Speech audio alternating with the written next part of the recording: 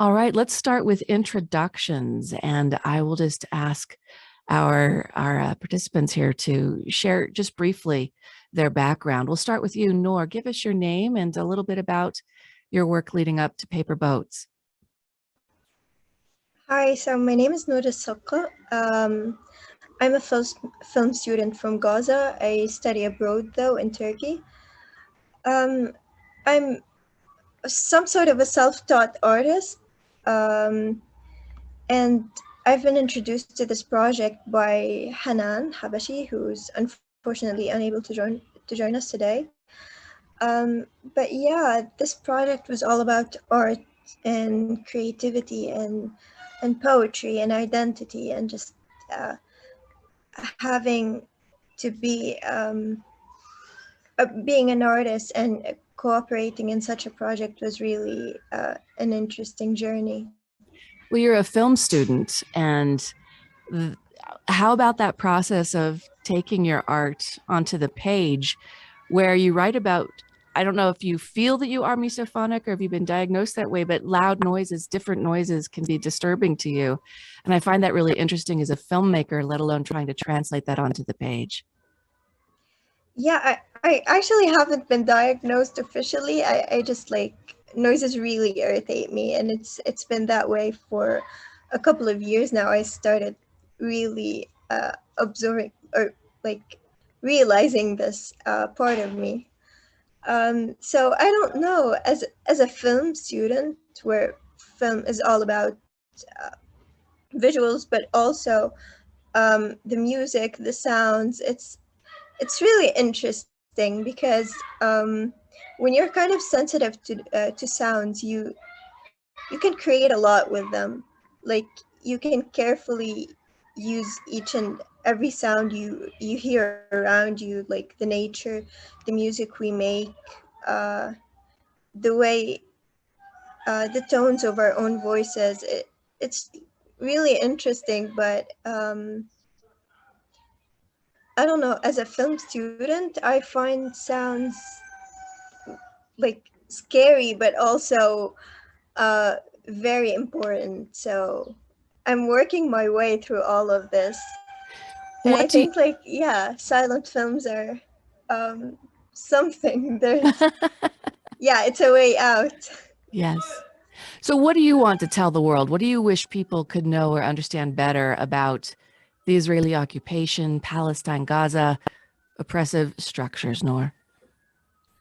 Well, honestly, I would love to have a conversation beyond the basic questions or the two general questions, like someone who doesn't even know where Palestine is on the map would come and ask, like, what is wrong with Israel? And I just wish people would like take part of their time to educate themselves before going and asking people who struggle uh, to just explain or expose their trauma just to educate you. Like people should really understand that I I don't know. During the last aggression, like what I found most difficult was having to deal with all of what was going on, and at the same time having to educate like the people around you, like my friends from abroad or the certain amount of followers I have on Instagram, for example.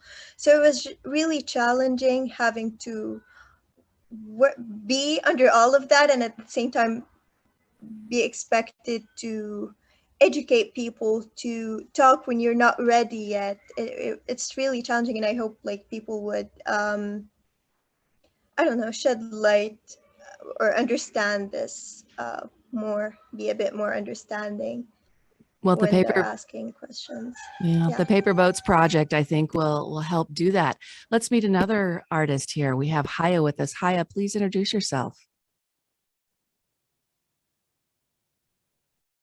Hi, my name is Haya Sahar Issa. Sahar Issa is my mom, and I prefer going with her name as my last name.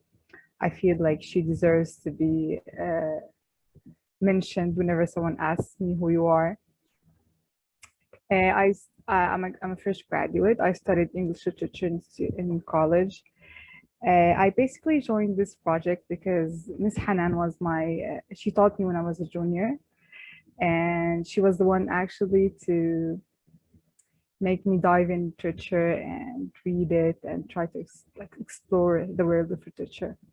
It was my first attempt to ever write, like write in general. I've never wrote anything before.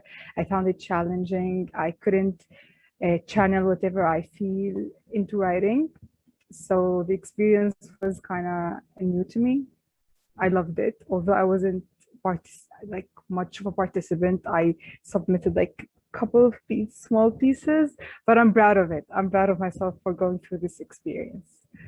So, yeah. This is very much an act of co-creation. So was that important to you to perhaps even the safety of expressing yourself, to be part of a group doing it? Yes, it made me feel more content that it doesn't only depend on me. I can go and see how others write, how others express themselves. It's always interesting to know how others, like we all go through the same experience, but each and everyone can express it in his or her own way.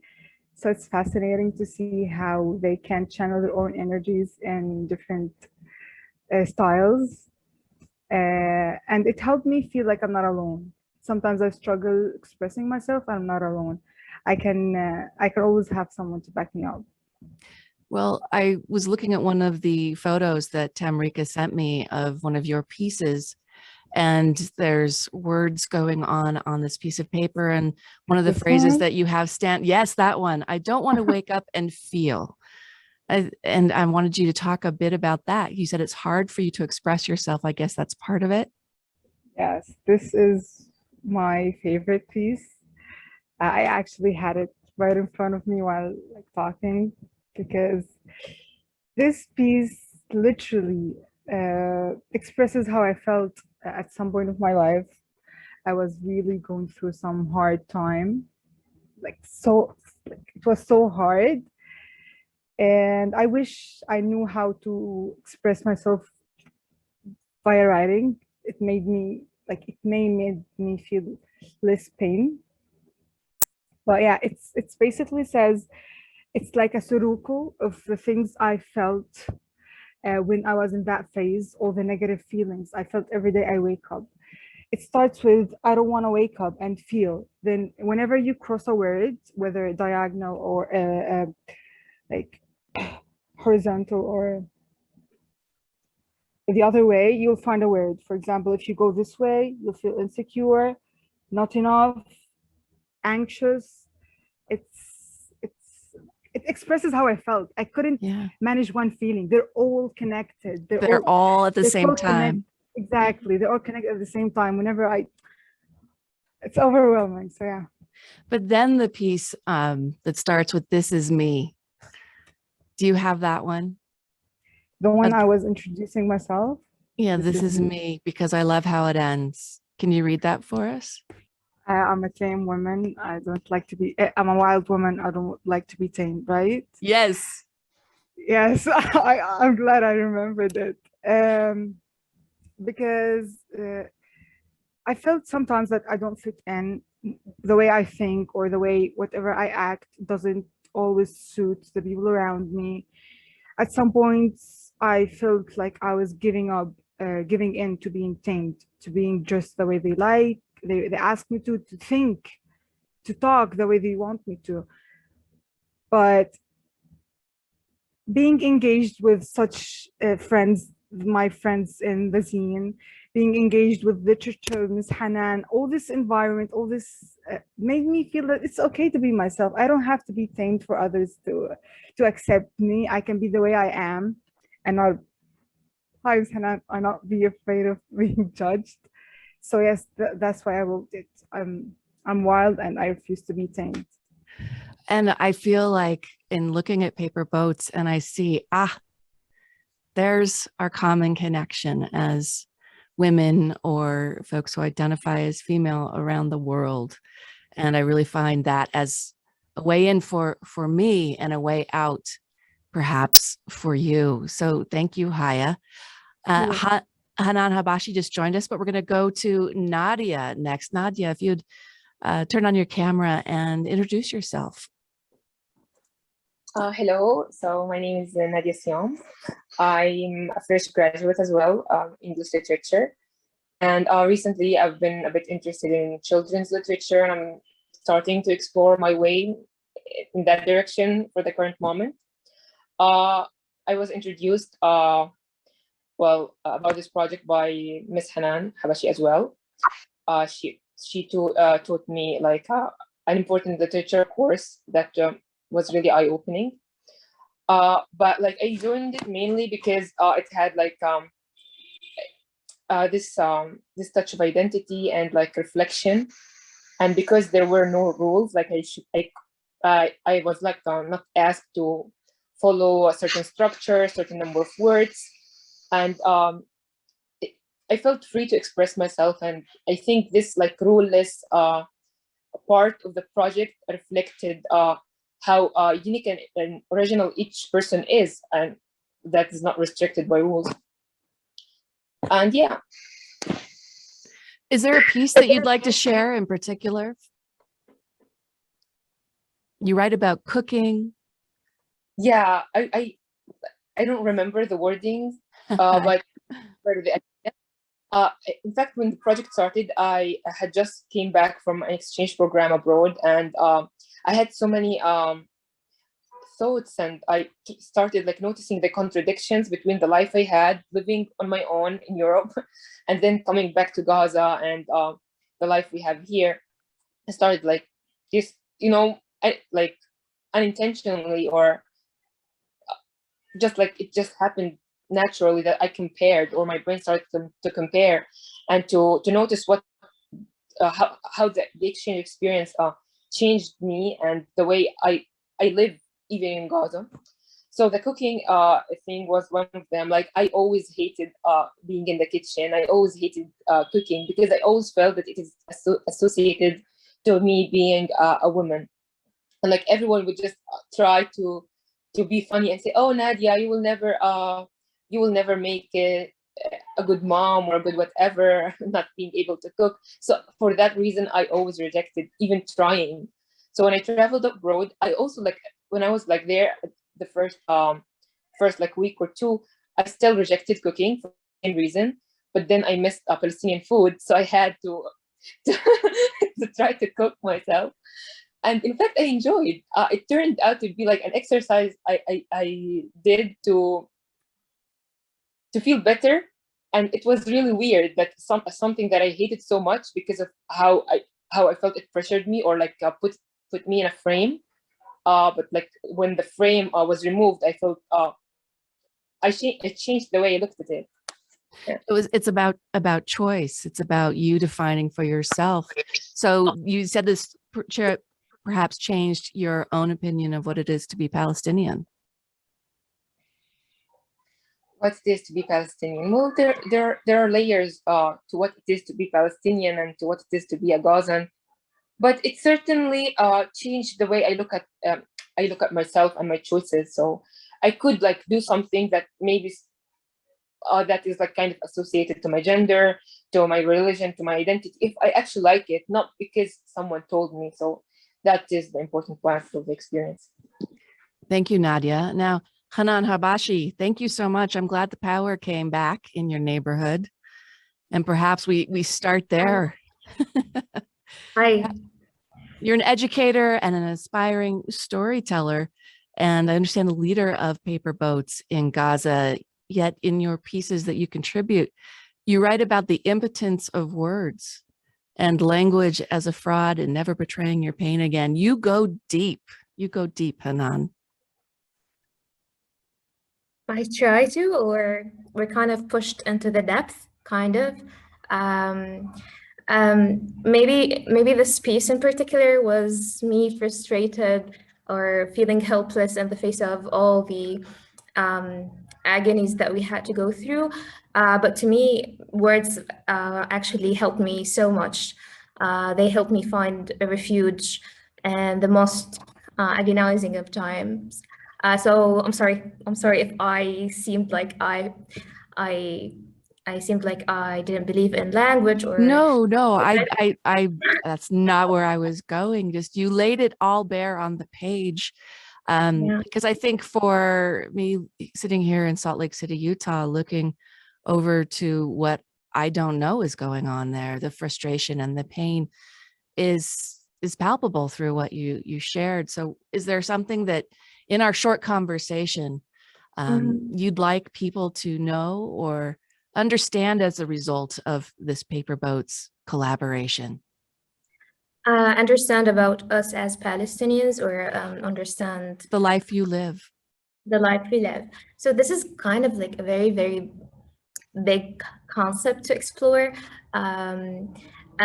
Maybe it's really convenient that this interview that was scheduled like 3 weeks ago for me didn't start really well, because I've just recently moved to a new home, and we made we took the necessary measures to always have electricity or so on, but the generator kind of broke down, electricity went off, we had no other resources. So this is these like subtle kind of details of our daily lives makes it really hard to live, makes it really hard to want to live in this place.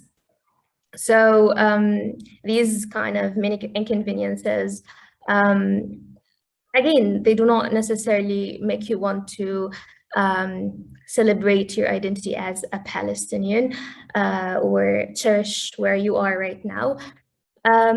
So what's really for me, what's really important or for the world to know is that we always choose life. We always choose fighting through or powering through life, because we kind of believe that we deserve it. So I need everyone to understand that this little life that we're given is worth it, and we are worthy of this life. And it was really frustrating to know that I wouldn't be able to join this conversation. I don't know, my thoughts are not, my thoughts are not that coherent right now. But I need the entire world to understand that we are here, we live here. Life is nowhere near easy, but we choose not to give up. We choose to always kind of grasp the tiniest of chances, the tiniest of opportunities, and just stick to them and just power through life with this very little chance that we're given. That's it. I'm looking at a photograph that Tamrika sent me of one of your pieces in Paper Boats, and it's about that phrase, paper boats. You make them. Can you talk a bit about that or share some of that from that piece? Is it about, yeah, the paper boats? Yes, that you find yourself making them. Yeah, so basically, paper boats is not just about for Team Palestinians and for Americans working together. It's about humans who actually share these very, let's say, substantial humanities or so. I'm a socially anxious person. I don't know if that's very clear or not, but I'm a socially anxious person, and my social anxiety, like I had to kind of, or I struggled a lot with my social anxiety. So as an anxious person, I always had to busy myself with words, with things around me. So I always found myself trying to kind of create little things to surround myself with my own creations, because again, I've always believed that creation is like kind of a matter of resistance, a matter of existence. So kind of creating these little shapes, these little forms around me, my own creations surrounding me, helps me kind of relax a little bit, relieve my stress, be familiar with my surroundings. I don't know, I don't understand why I would always find something to busy myself with, but it would always distract me from the idea that the world exists around me, the world is aware of my existence. So that's why it's kind of like a literal let's say, a literal interpretation of the idea that creation can be liberating or can be like a refuge to me. What was this process like, making this zine, this Paper Boats book? And maybe you can talk a little bit about the visual artists who weren't able to join us and share some of their work with us now. So the process itself of, like, do you want me to go back? Just getting your co-creators together, convincing them to participate and take this risk to be vulnerable and expressing themselves. So I kind of had the power because, like, I'm a teacher. So I had this power over my students, and I chose students that I believed in, students I've worked with for some of them for years. And this is something I think I'm proud of this thing, but I enable in many of the communities or the learning communities I've worked in, I think I enable my students to be vulnerable. I let them be vulnerable. I kind of create this safe space for them to kind of speak up, because we're not just talking about the occupation, we're talking also about social oppressions. We're talking about like a lot, like we're talking about social economic oppressions. We're not talking about just the occupation, one layer of oppression. So I worked with these ladies as a teacher before working with them as a co-creator. So I just kind of, we had this poetry session with Tamrika, and she suggested that we could work together, and I talked to my students, and then the sessions, the writing sessions and the editing sessions continued online and in person. And the process was rewarding, the process was frustrating at times, but we got everything together at the end. Something really, something that I actually feel sad about is that not all the pieces made the cut. Not all the pieces were kind of, not all the pieces made it to the zine, which is something actually I ache for, because I know that all of these ladies kind of poured their hearts out into the zine. The painter who couldn't join us today, Raida Habboub. So Raida is one of the most interesting artists. She's studying architecture. She's in her, she's a sophomore. She's 19 years old. And Raida, her paintings, I don't know if you have them. They're beautiful. Tamrika sent me a couple of photos. They're colorful, they're sorrowful, they're ecstatic all at the same time. And I don't think they look the same to different eyes. I think this is the beauty of them. Like, you see what you want to see in them, and this is something. This is the miraculous power of art. You read what you feel, or like what you have already inside. And Raida, I think it is impossible to read Raida's paintings and just assume that this is the truth behind them. So what's really beautiful about them is that they appeal to different kinds of audiences, to a diversity of ages, of nationalities. I think every one of us can identify with them in a different way. And this is actually the power of the word, the power of the paintings, and the power of a single word. This is why this creation or co-creation is really important and essential for all of us. Well, I want to give everyone an opportunity to talk about their favorite piece, not necessarily their own work, but something that they really loved, that they want to point out and make sure to draw attention to. We'll go with Nour. Nour, if you want to join us again on screen and tell us about a piece that you love and describe it in brief. Honestly, like, unfortunately, we didn't have the final product here in Palestine, and we're not gonna actually have it until, I guess, months later. So it's really hard to look at everything, because, like, the way I remember everything, that was like a couple of months ago, everything was all over the place in a very beautiful artistic way, but I haven't had the chance to look at everything, just look at the final piece. So I don't know Let me yet. let I'm me really redirect then. confused. I should have thought about that. My apologies for putting you in No, that it's spot, totally Nour. fine.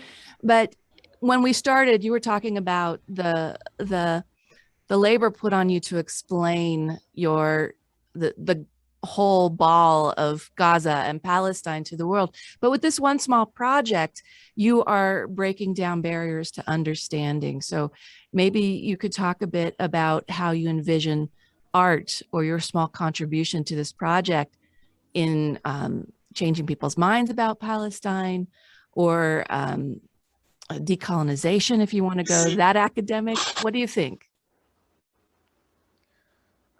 Honestly, I think art is a very vital um, part of the whole Palestine case. Yet it's not the main thing, or it's not the thing we should like focus on. I think it's just a way to express our culture, or ourselves as humans, as Palestinians to be specific. But it's not there to educate people. I think that art is there for the artists, or for anyone that can relate to them, or feel some sort of connection with the art piece or the artist themselves. Um, but yeah, I don't think when Palestinians create something, especially during like, especially if it came out of lots of emotions of anger, frustration, so on. I think it's there because the artist has like this massive energy, and it's just a way to show people that this happened, and that's how I felt, that's how I saw it, that's how I was able to tell you that it was there. That I think that's the only point. Like, hey, something's there. Some like people are there. Um, but yeah, it's all about like pointing out like how humans can relate to one another, like no matter what they are, no matter who they are, no matter where they are. Yeah, Thank you, Nour. thank you. Haya. Haya, with you insisting that you identify with your mother's name, has she seen any of your work? Actually, no, because I told you this is my first time actually writing or expressing myself. Sometimes I don't feel I'm ready to be to show her this vulnerable side of me, but I was planning to show her once the book is out, and she can see that yes, I actually did that. So I was kind of waiting. So how do you feel about this project, as you know, it's now going to be out in the world? And as Nour was talking about, you know, she feels that art is for the artist, but once it's out in the world, it's a different experience for everyone. And how do you feel, considering this is your first project and it's an incredible risk to be that vulnerable? Is there anything that you I'll want be to honest. express about that? I'll be for honest. Yes. It wasn't really comfortable. I wasn't really like relieved with the idea. But I said, at some point I have to share. Sharing makes, after reading literature and seeing how someone lived like hundreds of years ago with completely different circumstances, share the feeling with me. I felt like, wow, maybe someone else, maybe writing this will make someone else feel like they're not alone. Someone else out there is feeling the same. Someone else who is capable of expressing themselves was able to express this for me. So I was encouraged to give this little pieces of me, so might make someone feel less lonely. This is my goal. So one of the questions that I had earlier in mind was, how does your situation affect your art? But now with your art out there, the art may affect your situation. Do you feel it's going to propel you to do more art?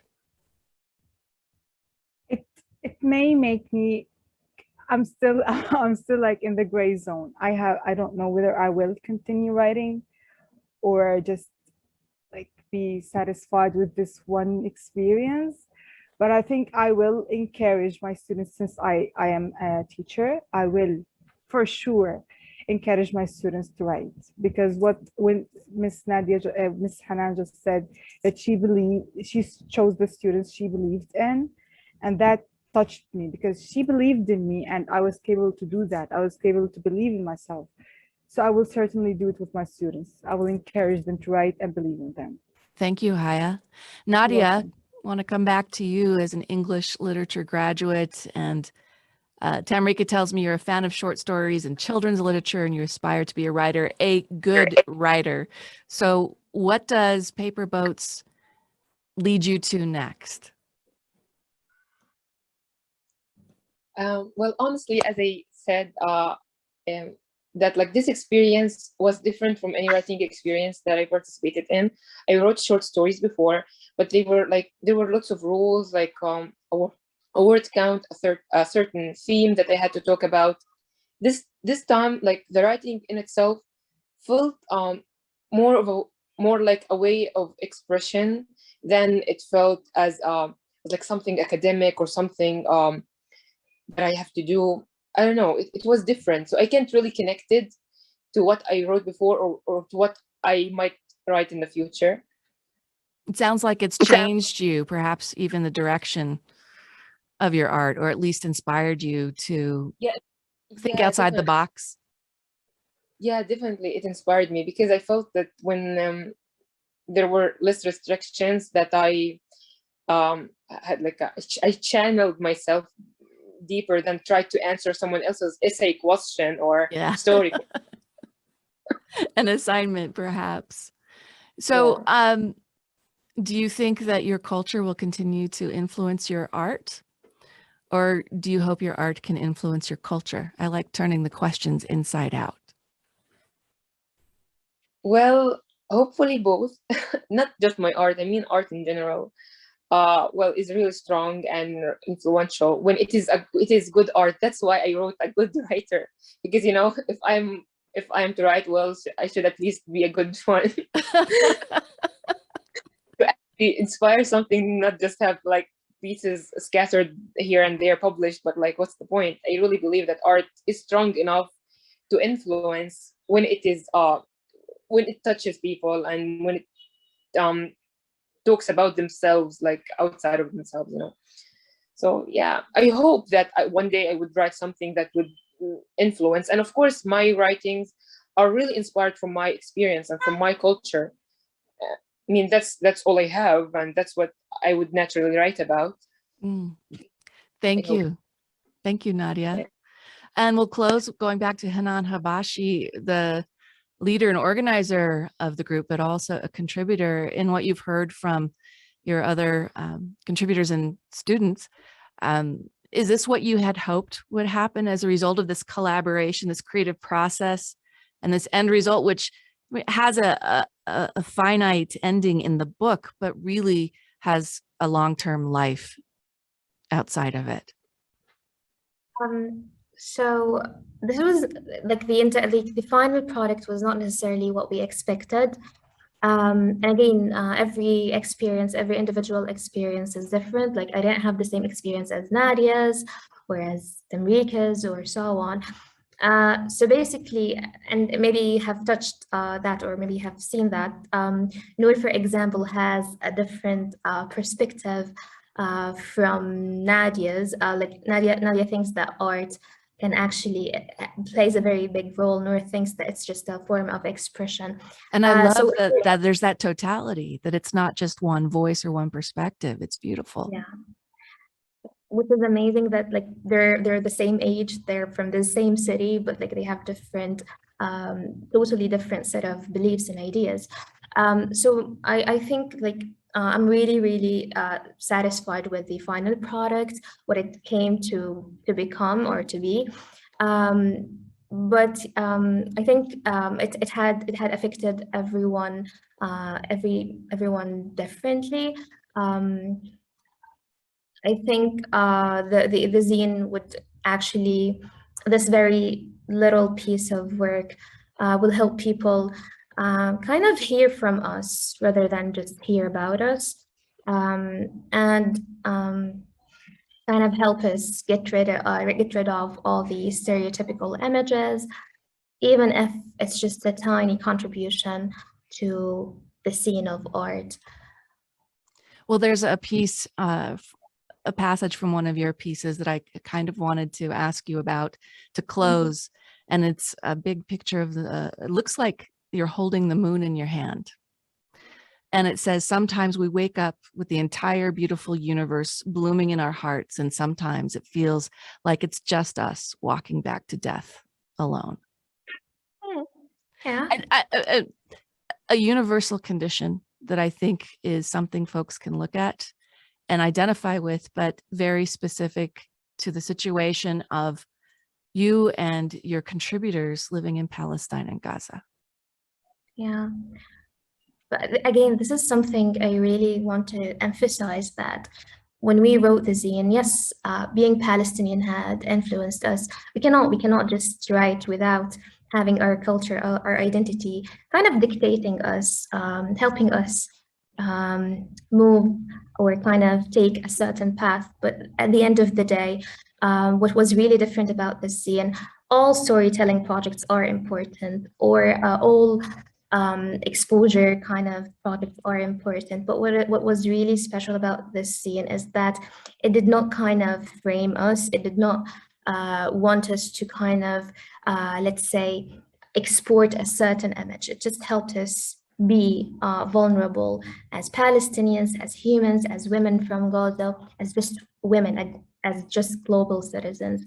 So what really kind of really made me proud of the entire zine is that I think anyone can kind of identify with these writings without having to be Palestinian. Well, everyone, thank you so much for taking the time out of the day on your side of the globe to join us. And that is going to be our conversation. But if